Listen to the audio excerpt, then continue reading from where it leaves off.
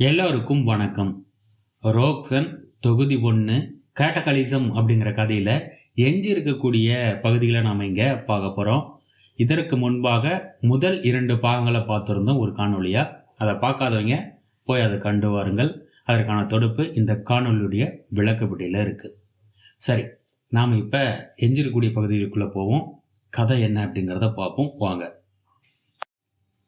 பழங்கால பொருளை கடத்தி செல்லக்கூடிய ஸ்வே அதை தன்னுடைய முதலாளிகிட்ட கொண்டு போய் சேர்த்துட்டு இப்படி சொல்கிறான்.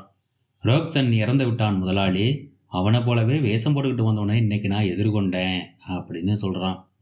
இந்த இடத்துல அந்த முதலாளி, அதாவது அந்த முதலாளிக்கு எந்த உருவமும் கிடையாது, அவனுடைய குரல் மட்டும்தான் நமக்கு கேட்கும். அவன் ஒரு வகையான ஆற்றல் அப்படிங்கிற மாதிரி இப்போதைக்கு நாம் புரிந்து கொள்வோம். அந்த முதலாளி சொல்லுவான், நீ சொல்கிறபடி ரோக்சன் இறந்து போயிட்டான் அப்படின்னா கேட்டகலிசம் வெற்றி அடைஞ்சிட்டான், ஒப்பந்தம் முறிவுக்கு வருகிறது. நீ நல்ல வேலை செஞ்ச ஸ்வே, இந்தா உனக்கான பரிசு அப்படின்னு சொல்லி அந்த முதலாளி ஒரு சிலந்தி பூச்சை பரிசாக கொடுக்குறான். அந்த சிலந்தி பூச்சை நம்ம ஸ்வே எடுத்து சாப்பிட்றான். அப்போ அந்த முதலாளி என்ன சொல்கிறான்னா, எனக்காக நீ இப்போ போய் தி கொல் அப்படிங்கிறத கண்டுபிடி அப்படின்னு சொல்லி அனுப்புகிறான். இந்த இடத்துல நாம் என்ன புரிஞ்சுக்கணும் அப்படின்னா, நம்ம ரோக்சனை கொன்னது கேட்டகலிசம் அப்படிங்கிற சூப்பர் வில்லன்.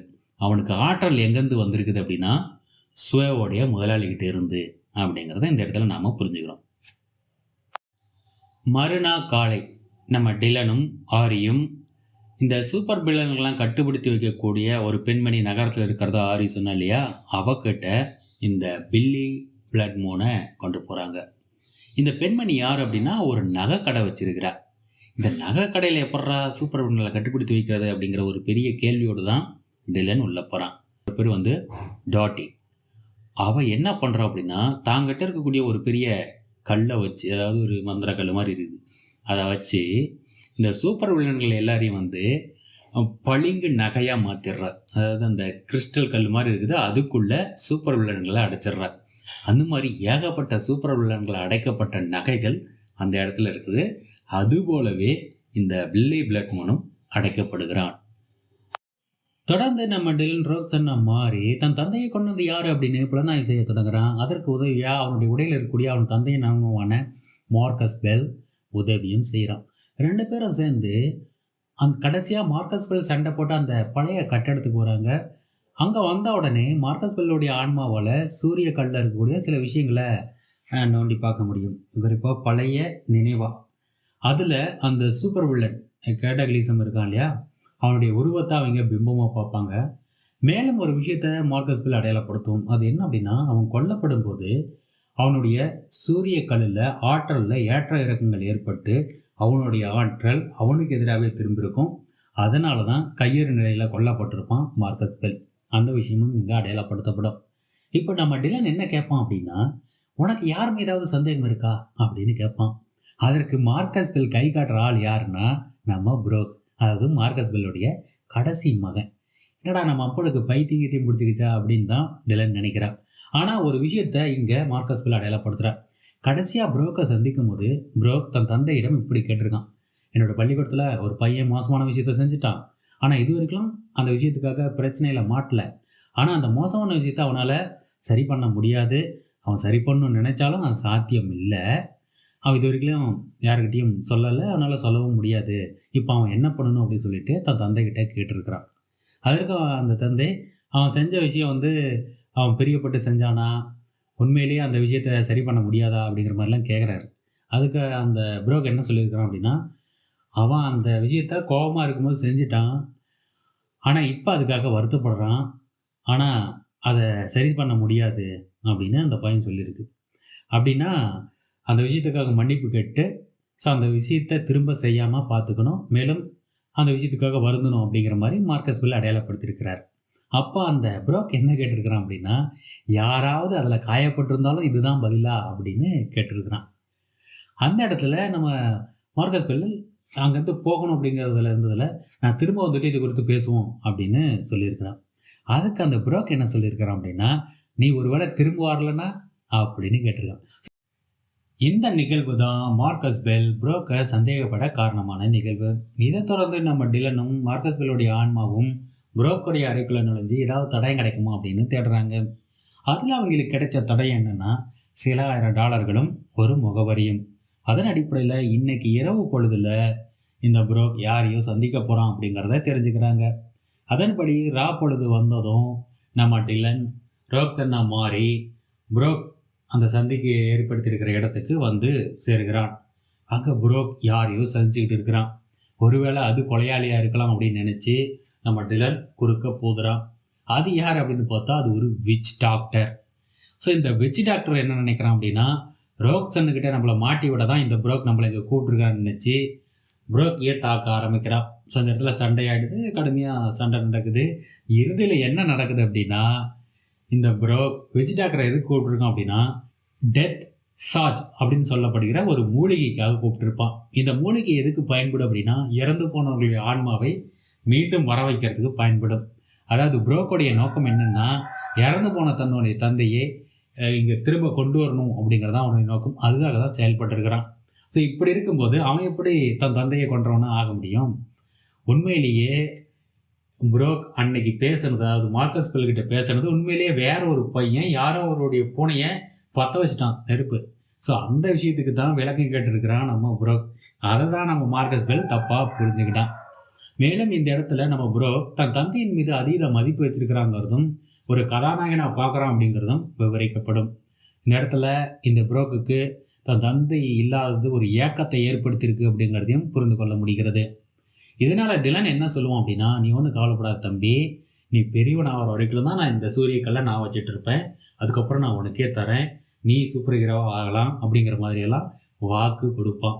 இது புரோக்குக்கு நம்பிக்கையை கொடுக்கும். இதன் பிறகுபாடு புரோக்கை கொண்டு போய் அவனுடைய அறையில் விட்டுட்டு நம்ம டிலன் தன்னோட வழிக்கு திரும்பி வந்துடுவான். இதுக்கு மத்தியில் ஆரி என்ன பண்ணுவோம் அப்படின்னா சூப்பர் வில்லன்களை சிறை வச்சிருக்கக்கூடிய அந்த நகைக்கடையிலிருந்து ஒரு நகையை திருடி அதை உடைச்சி அதுக்குள்ளே இருக்கிற சூப்பர் வில்லனை வெளியேற்றி விடுவா. அந்த சூப்பர் வில்லனுடைய பேர் டிமானிகா. அவகிட்ட ஒரு வாக்கு கொடுப்பா. என்னென்னா அந்த சூரியக்கல்லை, அதாவது சன்ஸ்டோன் அப்படின்னு அழைக்கப்படுற ரோக்சன்னா மாறுவதற்கான அந்த சூரியக்கல்லை என்கிட்ட கொண்டு வந்து சேர்த்துட்டீங்கன்னா நான் உன்னை கட்டியிருக்கிற மந்திரத்துலேருந்து விடுவிச்சு சுதந்திரமாக்கிடுவேன் அப்படிங்கிறத வாக்காக கொடுப்பா.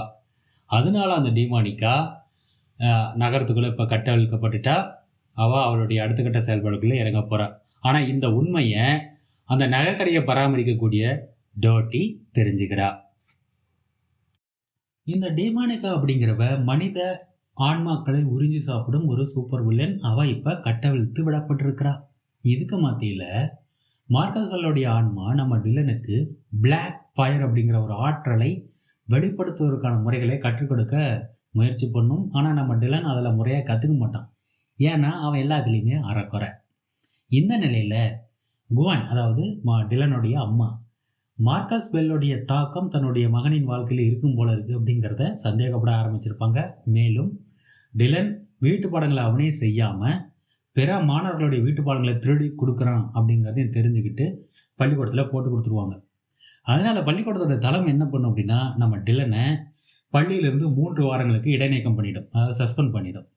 இதை அறிஞ்ச நம்ம டிலன் வீட்டுக்கு வந்து தன்னுடைய அம்மா கிட்ட இப்படி சொல்லுவான், ஏம்மா நீ என்னை காட்டி கொடுத்துட்டியே, என் முதுகில் குத்திட்டியே அப்படின்னு பேசுவான்.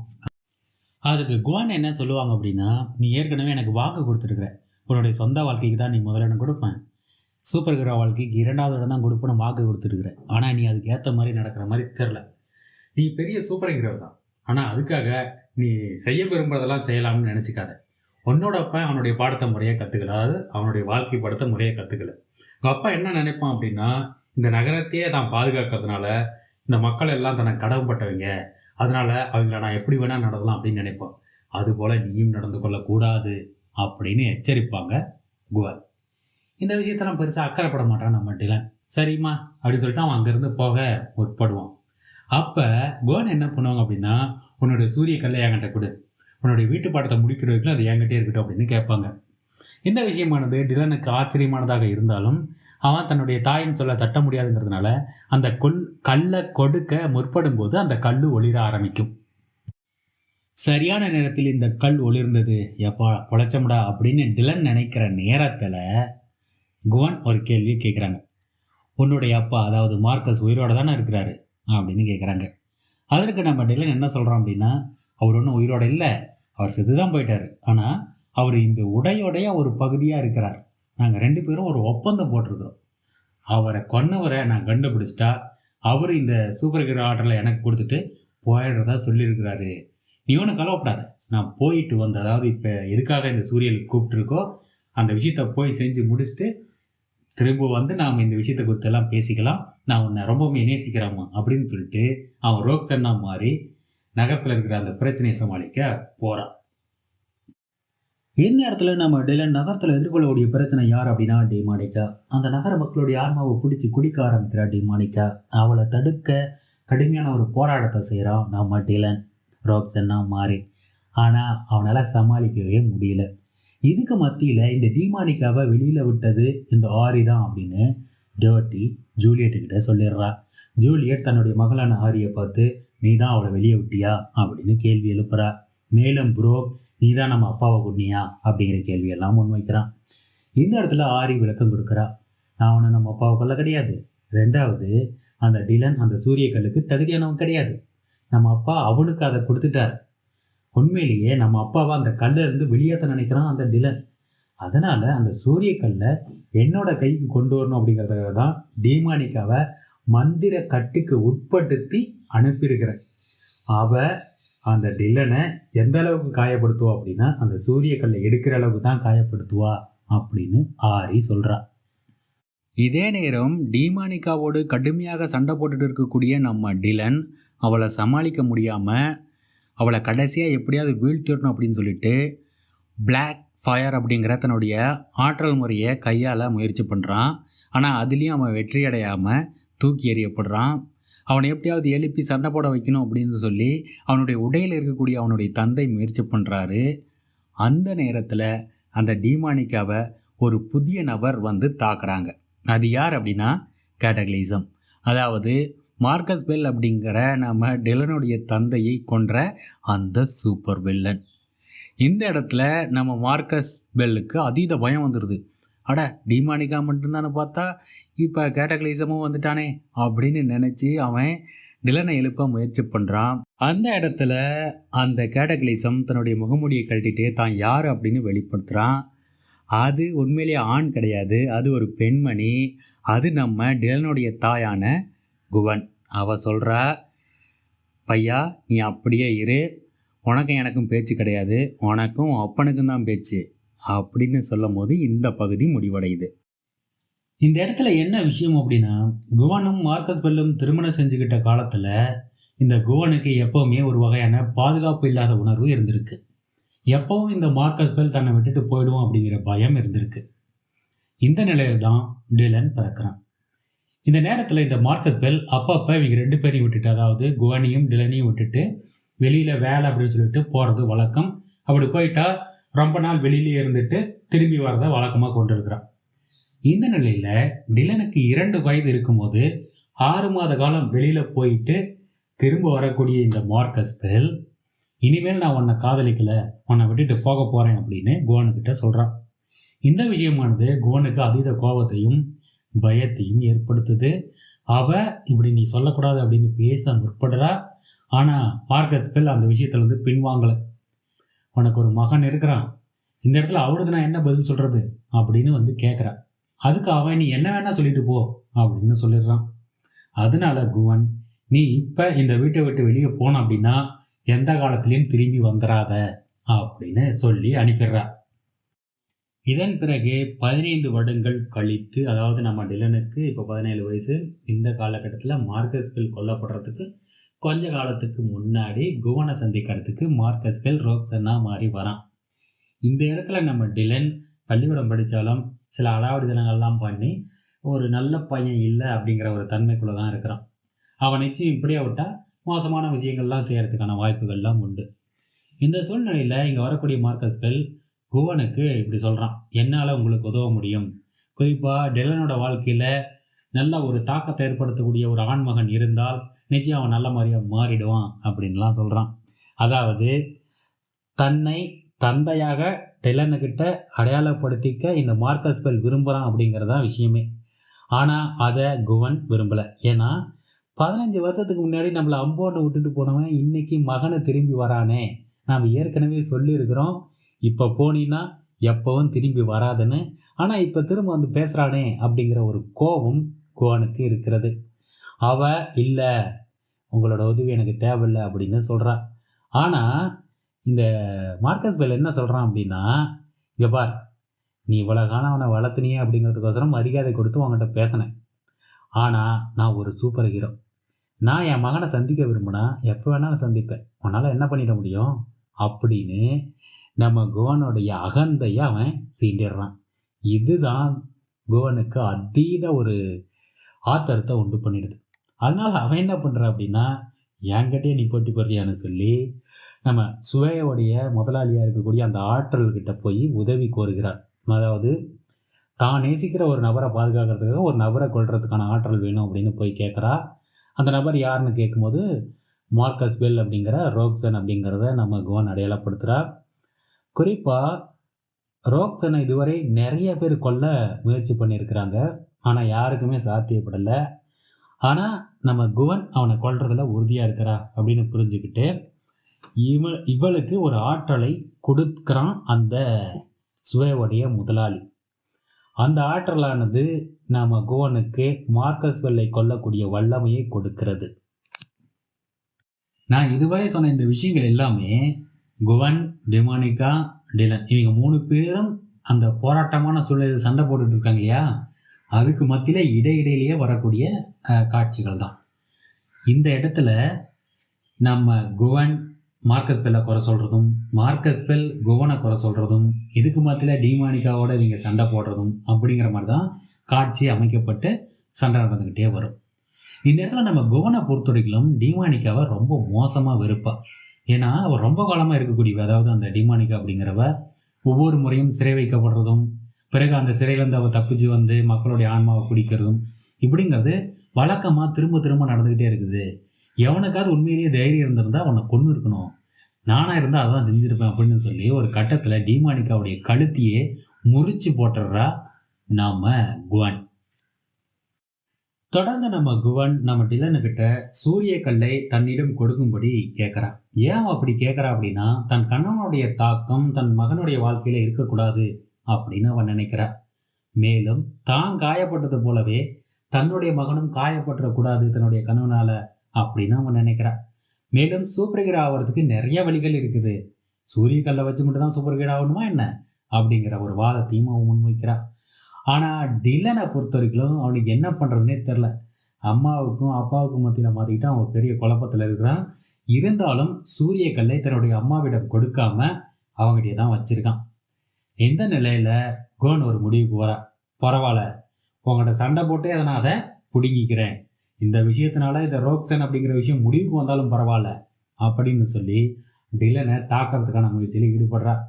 அதே நேரம் நம்ம டிலனுடைய உடையில் இருக்கக்கூடிய மார்க்கஸ் பெல், நீ குவனை தாக்கு, உன்னோட அம்மாவை தாக்கு அப்படின்னு விளக்கம் கொடுக்க ஆரம்பிக்கிறான். அது இந்த இடத்துல எப்படின்னா, குவன் தன்னுடைய கணவனை குறை சொல்கிறதும், அதே போல் அந்த மார்க்கஸ் பெல் தன்னுடைய மனைவியை குறை சொல்கிறதும் மாறி மாறி நடந்துக்கிட்டே இருக்கும். மேலும் இந்த இடத்துல குவன் ஒரு விஷயத்தை அடையாளப்படுத்துவா. இந்த மார்க்கஸ் பெல் எப்படி இவ்வளோ பெரிய பணக்காரனான்னு நினைக்கிற, இவன் பிடிக்கக்கூடிய சூப்பர் வில்லன்கிட்ட இருந்து தேடுறான். அதாவது சூப்பர் வில்லன்கள் வச்சிருக்கிற பணம் சார்ந்த விஷயம், அதாவது அவங்க கொள்ளடிச்சு வச்சிருக்கலாம் அல்லது இன்னும் வேறு வகையில் வச்சிருக்கலாம், அது எல்லாத்துலேயுமே கொஞ்சம் கொஞ்சம் தனக்கு அது உரிமை அப்படிங்கிற மாதிரி இந்த மார்க்கஸ் பெல் எடுத்துக்கிட்டாங்க அப்படின்னும் குறை சொல்லுவாள். அது உன்னிப்பாக கவனிச்சிங்கன்னா இந்த கதையை பொறுத்த வரைக்கும் இங்கே இருக்கக்கூடிய சூப்பர் ஹீரோஸ் அப்படிங்கிறவங்க முழுக்கமாக ஒரு புனிதமானவங்க அப்படின்னு சொல்லிட முடியாது. அவங்க எல்லாருமே மனிதர்கள் போல ஆசா பாசத்துக்கு உட்பட்டவர்கள் அப்படிங்கிற மாதிரியான ஒரு வடிவமைப்பில் இருக்கும். இப்படியாக இந்த சண்டை தொடர்ந்து நடந்து ஒரு கட்டத்தில் குவன் தன்னுடைய மகனான டிலனை அவனுடைய அந்த சூரிய கல்லை கட்டுக்குள்ளே கொண்டு வர முயற்சி பண்ணுறா. அதாவது இவ எப்படி மார்க்கஸ் பெல்லை கொன்னா அப்படின்னா, மார்க்கஸ் பெல் மீது இவளுக்கு இருந்த அந்த காதல் இருக்குது இல்லையா, அதை ஆயுதமாக பயன்படுத்தியிருப்பா. அதை கொண்டு இவ தாக்கிறதுனால தான் அவனுடைய சூரிய கல்லில் ஏற்ற இறக்கங்கள் ஏற்பட்டு அவனுடைய ஆற்றல் அவனுக்கு எதிராகவே செயல்பட்டிருக்கும். அதனால தான் அவன் கொல்லப்பட்டிருப்பான். ஸோ அதே மாதிரியான ஒரு தன்மை, அதாவது அதே மாதிரியான ஒரு அன்பை தான் தன்னுடைய மகன்கிட்ட இருந்து அந்த சூரிய கல்லை பிடுங்கிறதுக்கும் அவள் பயன்படுத்த முற்படுவா. அப்போ அவனுடைய உடையக்குள்ளே, அதாவது டிலனுடைய உடைவுக்குள்ளே இருக்கக்கூடிய நம்ம மார்க்கஸ் பெல், இப்போ நீ பிளாக் ஃபயர் அப்படிங்கிறத பயன்படுத்து, இதை பயன்படுத்தினா அவங்க அம்மா காயப்படுவாளே ஒழிய அவள் செத்து போக மாட்டா, அவளை மடக்கி பிடிச்சிடலாம் அப்படின்னு அடையாளப்படுத்தும் போது நம்ம டிலன் வேறு வழி இல்லாமல் பிளாக் ஃபயர் அப்படிங்கிற அந்த ஆற்றலை வெளிப்படுத்துகிறான். அதில் அடிபட்டு குவன் மயக்கம் அடைஞ்சிடுறா. இந்த இடத்துல பிடிப்பட்ட நம்ம குவன் டாட்டி கிட்ட கொண்டு வரப்படுகிறாள். இங்கே நம்ம டிலனுக்கு ஒரு ஆசை இருக்குது. நம்ம அம்மாவை அவளை ஆற்றல்ல இருந்து வெளியேற்றி அவளை சாதாரண பெண்மணியாக மாற்ற முடியாதா, அப்படி மாற்றிட்டா அவளை சிறை வைக்க வேண்டியது இல்லை அப்படின்னு கேட்குறான். ஆனால் டாட்டி என்ன சொல்லிடுறா அப்படின்னா, எனக்கு தெரியாது இவங்கெல்லாம் எப்படி அந்த சக்தியை பெறாங்க அப்படின்னு. அது தெரியாமல் அவளோட சக்தியை அவளை விட்டு இருந்து வெளியேற்ற முடியாது அப்படிங்கிறத இந்த டாட்டி அடையாளப்படுத்துகிறா. குறிப்பாக நம்ம குவன் தன்னுடைய ஆன்மாவை சுவேவோடைய முதலாளிகிட்ட விற்று தான் அந்த ஆற்றலை பெற்றிருக்கிறார். அதாவது மார்க்கஸ் பெல்லை எப்போ கொன்னாலோ அப்போவே அவளுடைய ஆன்மா அந்த சுவேவோடைய முதலாளிக்கு உரிமையானதாக மாறிடுச்சு. சரி, இந்த இடத்துல நம்ம குவன் சிறை வைக்கப்படுகிறார். அப்படி அவர் சிறை வைக்கப்படுறதுக்கு முன்னாடி தன்னுடைய மகன்கிட்ட, நீ கொஞ்சம் நல்லவனாக நடந்துக்க, உன் அப்பனை போல் இருக்காத, ரெண்டாவது நான் செஞ்சது எல்லாமே உன் நன்மைக்காக தான் அப்படின்னு சொல்லிடுறா. இந்த இடத்துல நம்ம குவன் சிறை வைக்கப்படுகிறார்.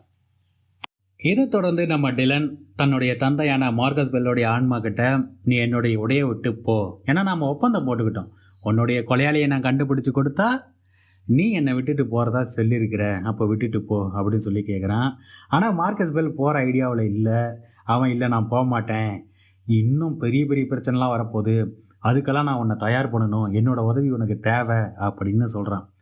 அப்போ நம்ம டிலன் ரொம்ப உறுதியாக சொல்கிறான், இங்கே பார், நீ இப்போ என்னை விட்டுட்டு போகல அப்படின்னா இந்த சூரிய கல்லை எடுத்துக்கொண்டு போய் காங்கிரீட்டு போட்டு மண்ணுக்கடியில் ஆழமாக புதைச்சி விடுவேன், அப்புறம் யாருமே ரோக்சன்னாக மாற முடியாது, ஆமாம் பார்த்துக்க அப்படின்னு எச்சரிக்கிறான்.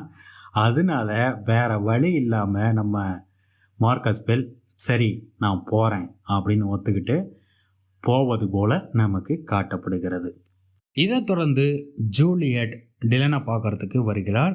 அதாவது அவன் ஏன் இங்கே வரா அப்படின்னா, நம்ம டிலனால் தன்னுடைய குடும்பத்துக்கு ஏதாவது சிக்கல் வந்துடுமோ அப்படின்னு அவள் பயப்படுவா. அதை டிலனுக்கிட்ட அவள் கேட்குறா.